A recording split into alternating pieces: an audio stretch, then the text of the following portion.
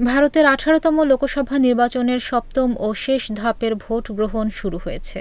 স্থানীয় সময় সকাল ৭টায় শুরু হয়ে ভোট গ্রহণ চলবে সন্ধ্যা ৬টা পর্যন্ত। এ ধাপে ৭ রাজ্য ও একটি কেন্দ্রশাসিত অঞ্চলের ৫৭ আসনে ভোট। ১৯ এপ্রিল শুরু হয় বিশ্বের সর্ববৃহৎ গণতান্ত্রিক দেশ ভারতের লোকসভা নির্বাচন। ৭ ধাপের মধ্যে এ পর্যন্ত ৬ ধাপে ভোট গ্রহণ হয়েছে ৪৮৬ আসনে। শেষ দফায় প্রতিদ্বন্দ্বিতা করছেন ৯০৪ জন প্রার্থী। উত্তরপ্রদেশের ৮০ আসনের মধ্যে শেষ ধাপে ভোট হচ্ছে ১৩ আসনে, এর একটি বারাণসী। ২০১৪ সালে এই আসন থেকে জিতে প্রথমবার প্রধানমন্ত্রী হন নরেন্দ্র মোদী।